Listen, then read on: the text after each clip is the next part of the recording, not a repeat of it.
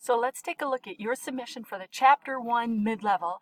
You can see I have the results displayed here on the screen. Step 5, it says, format the list prices and sold prices with the accounting number format and 0 decimal places.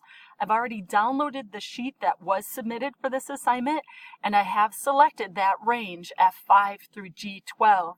It looks like it's accounting number format. However, because it's not registering, let's try a couple things. Let's use this command here to apply the accounting number format. And then if you read the rest of the instructions, it says 0 decimal places. So we're going to remove both of those decimal places. Now I'm using Excel 2016. So when that is applied, then it shows up as a custom, and it's all of these settings that the My IT Lab system is looking for.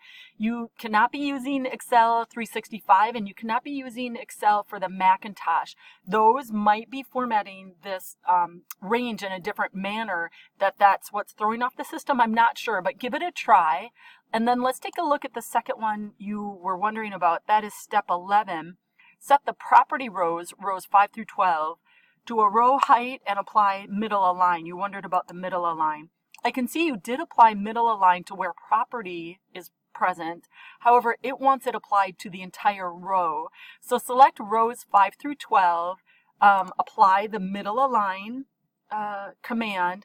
Then you should be ready. Go ahead and save this and resubmit, and then feel free to email me and let me know how it goes.